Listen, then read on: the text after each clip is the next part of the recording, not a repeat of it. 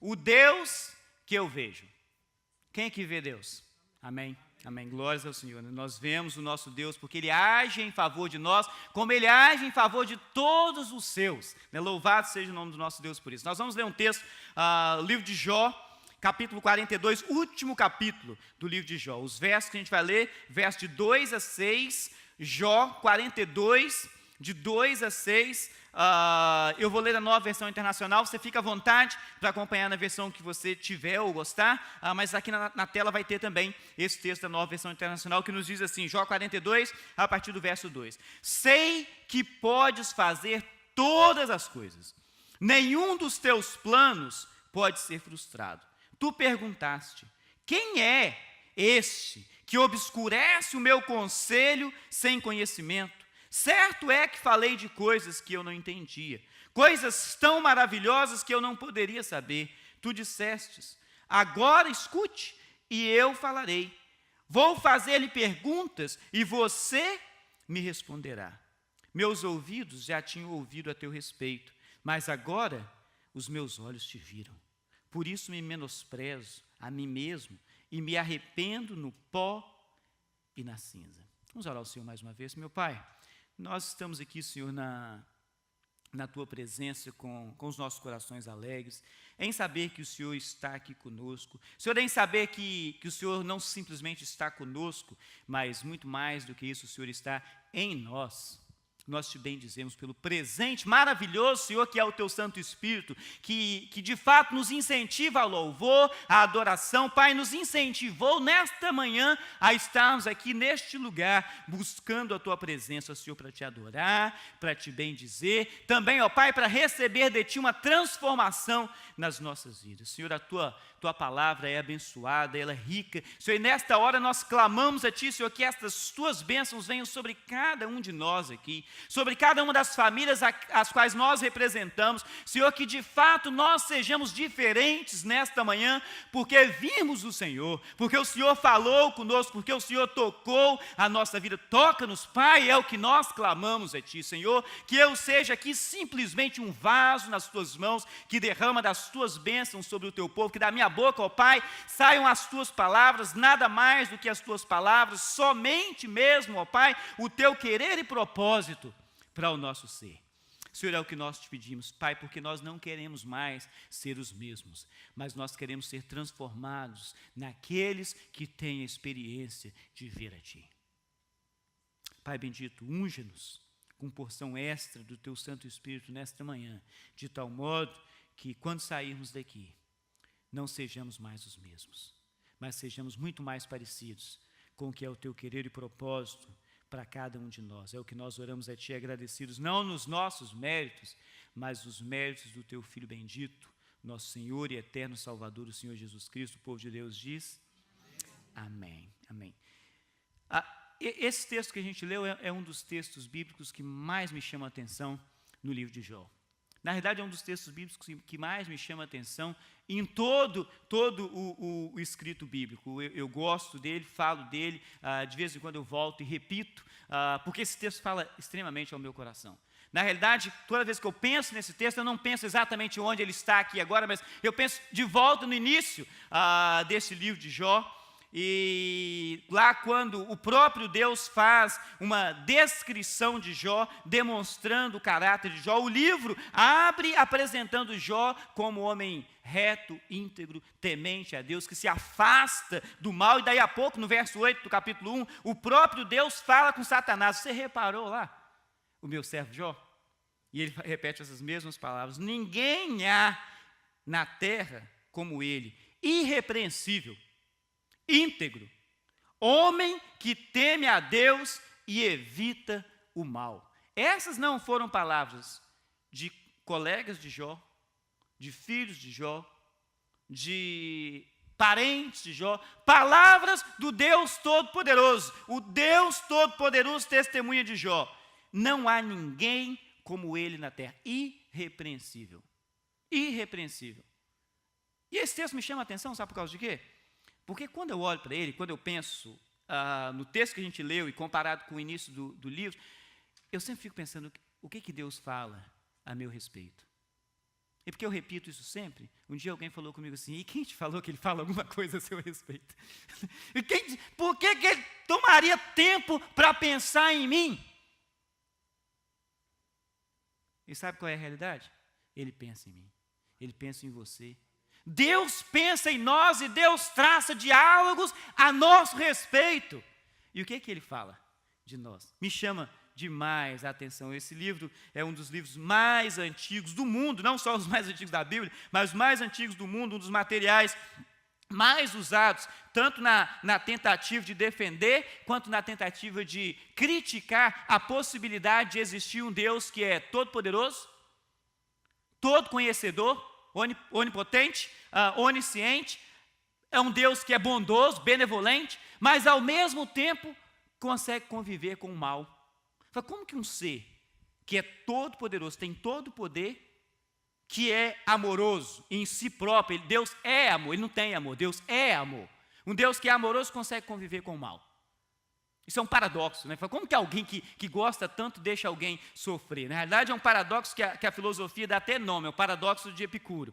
Como é que eu posso descrever isso? Existem ciências, existem pensamentos, existem estudos de forma tal que tenta entender como que Deus, este ser todo-poderoso, esse ser todo amoroso, que é amor em si mesmo, que é conhecedor de todas as coisas, consegue conviver com o mal. Os eruditos chamam esse assunto de teodiceia. É um assunto tão interessante, tão curioso, que tem nome. Tem nome. Alguma coisa só é interessante quando tem nome. Porque às vezes a gente lê histórias, a gente conhece histórias na Bíblia, e as histórias não aparece o nome das pessoas. Um certo homem, uma certa mulher. Aliás, a esposa de Jó, não que ela fosse inferior a ele por qualquer outra razão, mas é curioso que a Bíblia não menciona nome para ela. Uma pessoa importante, de alguém importante, o conselho dela talvez não tenha sido tão bom. Se você não sabe qual foi o conselho da esposa de Jó para ele, eu te recomendo, lê esse livro. Ele é bom demais. Vai fazer você perceber a importância de Deus na sua vida e ter a curiosidade de perguntar: quem é o Deus que eu vejo? Como é o Deus que eu vejo? Esse Deus todo-poderoso, todo-amoroso, que conhece todas as coisas, que está em todos os lugares, ao mesmo tempo, ele faz essa apresentação de Jó como um homem íntegro, que teme a Deus, que evita o mal. Mas a minha curiosidade desse texto que a gente leu, ela só existe porque esse mesmo Deus que testemunha dessa forma, é o Deus para quem Jó fala lá no final: Senhor, eu já tinha ouvido falar. Assim. As versões mais tradicionais da Bíblia falam: eu só te conhecia de ouvir falar, mas agora os meus olhos te veem. Eu só te conhecia de ouvir falar. Nós conhecemos, às vezes, algumas pessoas de ouvir falar. A gente troca mensagens com pessoas que a gente só ouviu falar. E eu sempre penso nisso, porque de vez em quando a gente corre o risco de se esbarrar. Você vai aqui, não longe da gente, em Nova York, você se esbarra com atores famosos, e às vezes você olha, né, fica até assim, da sensação que você conhece, assistir todos os filmes, gosta demais, aí você passa, ri, a cidadão, ou o cidadão olha, nem fala nada, eu só te conhecia de ouvir falar, não tem intimidade, eu não sei quem é você. Esse livro de Jó, ele, no original, obviamente, ele é um poema, né? Infelizmente, as nossas traduções não nos dão essa possibilidade de perceber de forma clara a estrutura do poema, mas é um poema que vale a pena ler, vale a pena conhecer. Mas o que eu gostaria de destacar para nós são algumas ideias a respeito do Deus que Jó declara que agora ele vê. Não simplesmente conhece de ouvir falar, mas os seus próprios olhos o viram. Mas não só da forma como Jó vê, mas como eu mesmo, Flã, vejo. Não só de uma análise e numa interpretação de um texto, mas como eu vejo na minha vida, na experiência que eu faço. Eu te convidaria a fazer essa viagem de meia hora junto comigo, colocando o seu nome na lacuna. Quem é o Deus que você vê? Quem é o Deus que eu vejo? Quem é o Deus que eu vejo? O Deus que eu vejo, se você quiser, anote aí, tem espaço no seu boletim, é um Deus que vai além da minha compreensão. O verso 2 diz: eu sei que podes fazer todas as coisas, nenhum dos teus planos pode ser frustrado. A realidade é que para mim, como ser humano, eu não consigo compreender alguém que pode fazer todas as coisas. Não dá para eu poder entender alguém que pode fazer todas as coisas, porque eu estou acostumado a lidar comigo mesmo. Eu vivo 24 horas dos dias que Deus já tem me dado, convivendo comigo mesmo. E eu vou falar para vocês, é difícil. Que pessoinha complicada. Eu me entendo, eu sei as minhas dificuldades, eu sei os meus problemas, eu sei as minhas falhas. E eu sei que eu sou limitado. Mas uma outra coisa, eu convivo com seres humanos. E nós todos convivemos com seres humanos, embora algumas horas a gente falasse, se eu pudesse conviver só com as máquinas. As máquinas você manda fazer, elas fazem. Se elas fazem errado, é porque você mandou errado. Né? Não tem dificuldade, mas nós convivemos com seres humanos, e porque nós convivemos com seres humanos, nós entendemos quem tem limitações. E por isso é impossível para nós entender alguém para quem todas as coisas são possíveis. Porque eu tento coisas e eu não consigo fazer. Você tenta coisas e você não consegue fazer. É natural para o ser humano impor as suas próprias limitações nas outras pessoas. E de vez em quando a gente olha e pensa com esse pensamento, se eu não consigo fazer isso, fulano ou fulana também não consegue. Por que eles estão pensando? São melhores do que eu? São melhores do que eu? Mas o problema é que quando nós fazemos essas mesmas perguntas em relação ao nosso Deus, para todas as coisas, as nossas respostas são sempre, Ele pode. Ele pode. Porque Deus pode todas as coisas. Eu carrego comigo mesmo, desde a época que eu era criança, um pensamento, e que honestamente eu trabalho em mim mesmo uma dificuldade diferente da dificuldade da maior parte das pessoas. A minha dificuldade é impor para mim mesmo as limitações que eu sei que eu tenho. Porque o meu pensamento que eu me fiz crescer com ele é o seguinte, se alguém pode fazer tal coisa, eu também posso. Se ninguém pode fazer tal coisa, mas é possível, eu posso. Esse é o meu pensamento, eu cresci com ele, eu trabalho com ele, eu tenho que me limitar, porque normalmente quem pensa diferente, quando você coloca os seus limites abaixo de onde você deveria estar, a ciência dá nome para isso, né? A medicina cuida disso, né? A psicologia trabalha com isso, que é alguém que tem uma baixa visão de si mesmo, tem um complexo de inferioridade, é alguém que se sente inferior, eu não tenho condição de fazer nada, eu nunca vou poder fazer isso, eu nunca vou poder fazer aquilo outro, e de vez em quando a minha esposa é alguém que fala comigo, ei, volta, põe esse pé no chão, porque você não consegue voar nessa altura que você está pensando que você voa. Você não consegue andar na velocidade que você pensa que você ande. E isso é tão bom para nós quando a gente é pessoas desse jeito, porque quando nós nos relacionamos com o nosso Deus, a gente fala, eu achei alguém que é muito melhor do que eu. Eu achei alguém que é muito melhor do que eu. Sabe por quê? Eu estou contando de mim mesmo, das minhas próprias dificuldades, dos meus próprios problemas, porque todos nós, como seres humanos, temos os nossos. Porque a gente se imagina melhores do que os outros. Eu não cometeria tal erro que fulano ou fulano comete. Eu não falaria tal coisa que fulano ou fulana falaria. De onde eu venho, no estado de onde eu venho, a gente usa muitas gírias. Se você quer conhecer um capixaba, ele não tem muito sotaque. Se você achar alguém, que a maioria de nós, que esmagadora, vem de um mesmo país, e a gente reconhece as pessoas, quando alguém começa a falar, você é de tal lugar, você é de tal região, você é do norte, você é do nordeste, você é do sul, né? Por que você não tem tanto sotaque de tal área do sul? Eu gosto dos sotaques aqui dos Estados Unidos, gosto de identificar como as pessoas falam, mas você quer identificar um capixaba? Ele não tem muito sotaque, de lugar nenhum, mas inventa palavra, tem um monte de gírias. E tem algumas gírias que a gente usa lá no Espírito Santo, que é só uma versão diferente de um palavrão. Mas é a mesma coisa. Palavrão para crente. É uma gíria, você coloca ali só para poder dizer. E às vezes, nas gírias que a gente fala, elas têm tanto peso moral negativo quanto teria um palavrão qualquer. Mas eu falo, eu uso, faz parte do dia a dia. E às vezes eu me acho melhor, e nós nos achamos melhores do que as pessoas que vivem de uma forma diferente. Por causa de quê? Porque nós ainda não nos deparamos com um Deus que vai além da nossa compreensão. Porque quando você se deparar com um Deus, e você ver um Deus que vai além da sua compreensão, você vai descobrir exatamente isso. Quão limitado eu sou. Porque o que os meus irmãos, a igreja onde eu sirvo, as pessoas com quem eu convivo, que não conseguem ler os meus pensamentos.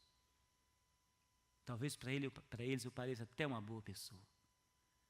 Mas o Senhor é um Deus que sabe de todas as coisas. O Senhor sabe o que eu penso.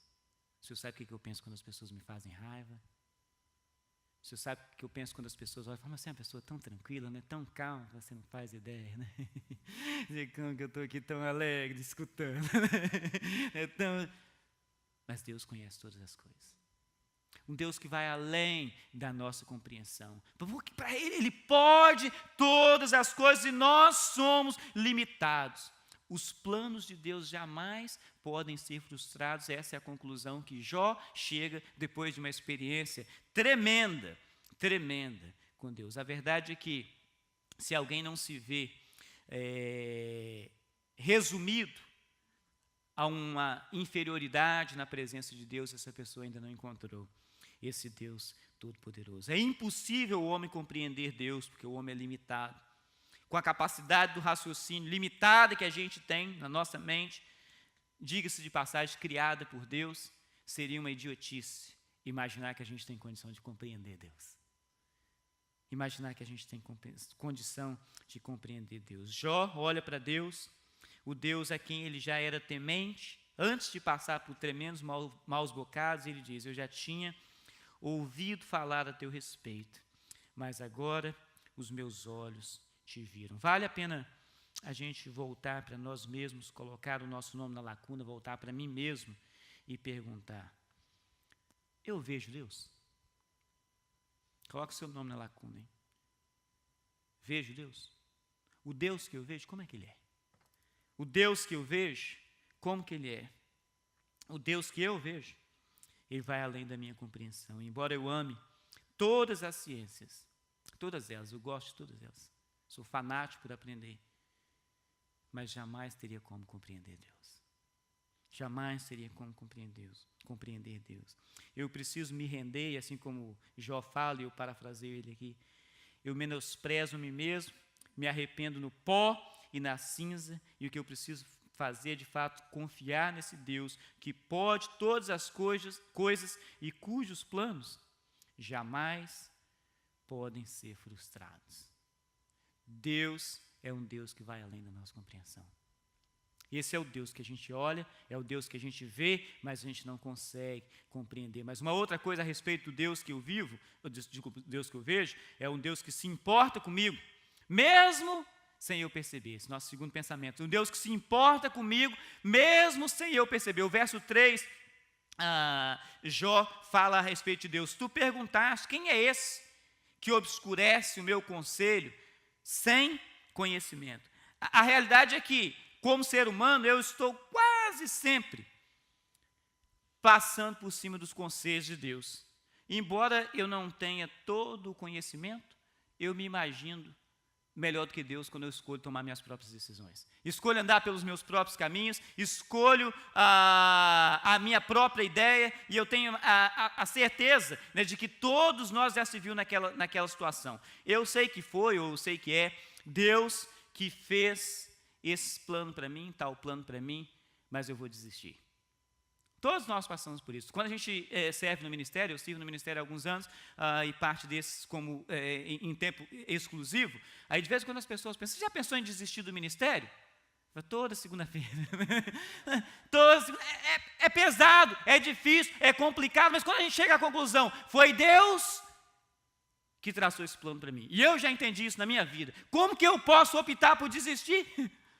Foi Deus que desenhou tal plano para mim, que me mandou ir a tal lugar, que me mandou fazer tal coisa. E nós chegamos a essa conclusão de formas, algumas vezes, tranquilas, até o momento em que nós começamos a enfrentar dificuldades. Mas se foi o Senhor, né, que me colocou neste caminho, por que é que eu enfrento dificuldades? Se foi o Senhor que me colocou neste caminho, por que é tão difícil seguir dessa forma? Uma coisa que eu gosto sempre de fazer, ou de me fazer lembrar, e eu falo com outras pessoas também, mas eu falo mais para mim mesmo do que para os outros, que diálogo Deus tem no secreto a meu respeito. Se é que Ele fala alguma coisa, né?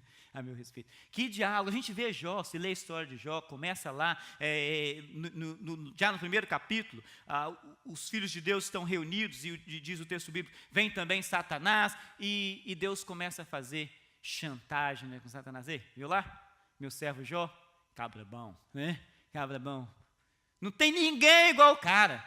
Deus começa a fazer chantagem com aquele que é o nosso inimigo, com aquele que vem e bate na gente. Ele não te bate no seu ponto mais forte, ele te bate no seu ponto mais fraco. Que bobo é ele.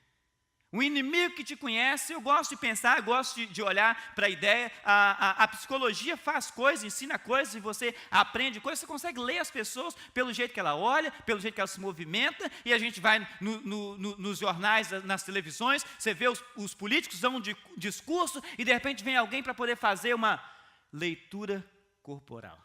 O que essa pessoa estava querendo dizer quando ele cruza o braço desse jeito, quando ele levanta a sobrancelha desse jeito, quando ele olha com um sorrisinho assim no canto da boca? Tudo tem uma palavra. Ele não está querendo dizer isso, está pensando aquilo. Isso aí é mentira. Porque quando essa pessoa mente, ela olha para tal lado, ela se movimenta de tal forma, faz isso, faz aquilo. A psicologia analisa essa forma, a gente vem para cá, você passa no departamento de imigração, eles te dão uma olhadinha, só faz uma leitura do sujeito. Sabe tudo a respeito do cara. Agora imagina Satanás que está vendo o ser humano desde que foi criado. Você não precisa orar em silêncio para ele poder saber o que você está orando, não. Você se movimenta, ele sabe que você está se borrando de medo dele e do que ele pode fazer por você, contra você. E agora com esse, Deus vai e fala: você viu lá meu servo Jó? Você viu meu servo Jó? E fala: mas também, o Senhor dá tudo para o cara é malado. O texto começa dizendo, o sujeito tem 7.000 ovelhas, 3.000 camelos, 500 juntas de bois e 500 jumentos. Mais rico de todo o Oriente. Se eu fosse o sujeito mais rico da América, eu também temia o Senhor. Você pensa, né? Se eu fosse, eu também temeria o Senhor. E o Senhor fala: vai lá então. Vai lá, cutuca ele. Só não arranca a vida dele. Pode fazer o que você quiser fazer com ele. E vai lá o satareba, né? E mete o pau em Jó. Mete o pau em Jó. Que diálogo Deus tem a seu respeito com Satanás?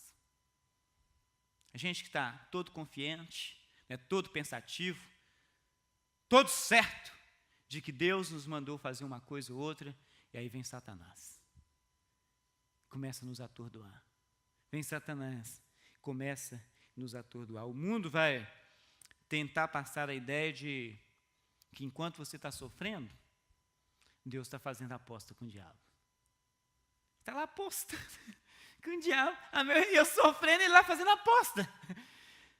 Fazendo aposta com o diabo às custas do meu sofrimento. Eu ralando, dirigindo noite e dia, trabalhando 12 horas por dia, fazendo isso, fazendo aquilo, me rendendo às dificuldades dessa terra, deste lugar, dessas pessoas. E Deus, você viu lá? Cabra boa.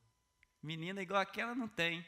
Aquilo lá trabalha noite e dia sem reclamar. E você está lá, sem saber o diálogo que teve de Deus a seu respeito. Para aqueles como eu falava disso por muito tempo, contando vantagem, até o dia que eu descobri que não era vantagem. As pessoas falam que tem estupim curto, eu sempre dizia: eu não tenho nenhum, filho. Você riscou, vai explodir na mesma hora. E de vez em quando vinha, de vez em sempre, mas na realidade, né? Vinha aquela tentação de você se explodir. Vinha a tentação de explodir. O palito de fósforo passava longe, né? Mas a pólvorazinha já estava queimando. Você viu lá? O meu servo, coloca o seu nome na lacuna. Reto, íntegro, temente a Deus, que se desvia do mal. O Deus que eu vejo é um Deus que se importa comigo, mesmo sem eu perceber. A pergunta de Deus para Jó, ela se estende também para cada um de nós, né? Quem é você? Quem é você que questiona Deus sem conhecimento, sem saber exatamente? Jó menciona esse diálogo de Deus com ele aqui, no último capítulo do livro, mas o diálogo realmente acontece no capítulo 38, quando Deus já está cheio de Jó, das palavras dele, das palavras que ele tenta levantar na presença de Deus. Os amigos de Jó, pessoas que os melhores momentos que eles apresentaram para Jó foi as semanas que eles ficaram de boca fechada perto de Jó, que quando eles abriram a boca, a coisa não ficou interessante. E Deus pergunta para ele: não, fica quietinho aí, Jó. Eu vou te fazer umas perguntas e você me responde. Quem é esse cidadão que está me questionando sem ter... Onde é que você estava? Deus começa no diálogo com ele. Quando eu lancei o fundamento da terra. Você quer sabidão? Né? Quais são as estruturas da terra? Né? Quem é que represou o mar e deu para ele limites? Jó, sabidão. Talvez você saiba, porque você está aí falando, né? Como quem sabe de todas as coisas. Quem é que dá ordem ao sol para sair? Limites às coisas. Deus faz um tanto, aliás, o capítulo 38 de Jó são só perguntas de Deus para Jó, e a resposta de Jó, Senhor, desculpa aí, né, foi mal, falei sem saber do que eu estava falando, agi sem saber. A realidade é que o ser humano sempre vai se expressar sem conhecimento quando ele questiona Deus, porque todas as vezes que nós questionarmos Deus, pode até ser que a gente tenha alguma ideia a respeito do que está acontecendo conosco no nosso presente. Mas você não sabe sequer uma vírgula a respeito de um minuto daqui para frente. Quem é esse que questiona Deus? Deus se importa conosco. Mesmo quando as coisas nos parecem contrárias, Deus está se importando conosco, mesmo sem nós percebermos. Deus se importa comigo, mesmo sem eu perceber. Quando eu estou imaginando que Ele está agindo contrário à minha vontade, talvez de fato Ele esteja agindo contrário à minha vontade, querendo o meu bem-estar, desejando para mim o meu bem-estar. Se você acha que Jó era bom, sendo o homem mais rico do Oriente, com 3.000 camelos, com 7.000 ovelhas, 3.000 camelos, 500 juntas de bois e 500 jumentos, depois de passar por uma prova, perder todas essas coisas, ficar pobre, de marredeci, né? Perdeu seus filhos, 7 filhos, 3 filhas, não perdeu a esposa, talvez ele até quisesse, não perdeu a esposa, continuou lá, teve outros filhos, na mesma quantidade, mas todos os seus bens ele teve de forma dobrada. Não estou dizendo com isso, numa exegese errada da teologia, se você sofrer muito e padecer dificuldade, Deus vai te dar tudo em dobro depois, não é isso.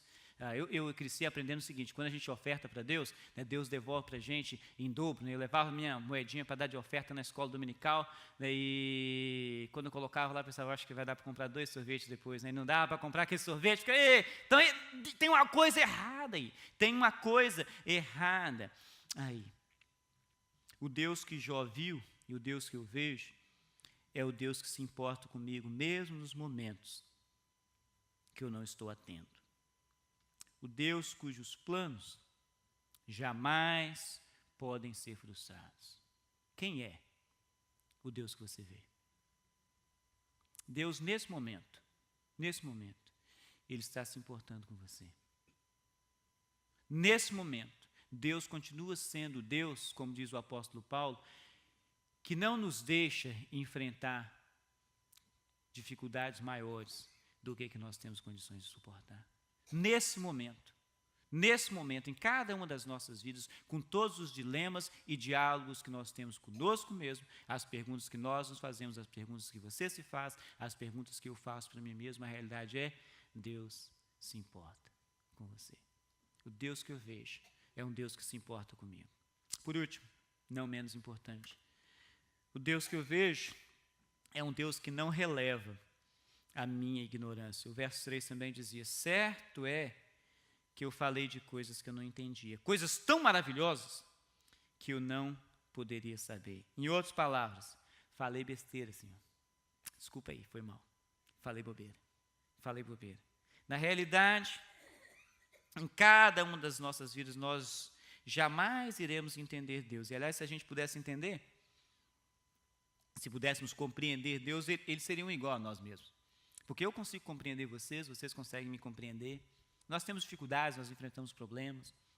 Cada um de nós tem os nossos próprios problemas, os nossos próprios pacotes, né, de dificuldades. Mas alguém sofre uma dor, você consegue perceber aquela dor, você consegue entender aquela dor. Há algumas horas, nós já enfrentamos dores semelhantes. Aquela dor é daquela pessoa, aquele momento é daquela pessoa, aquela dificuldade é daquela pessoa, mas nós já passamos. Pessoas perdem entes queridos, pessoas perdem os pais, perdem irmãos.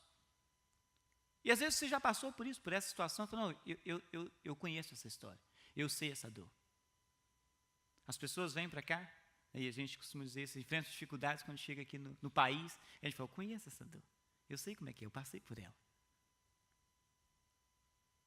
Mas algumas horas a gente fala coisas na ignorância.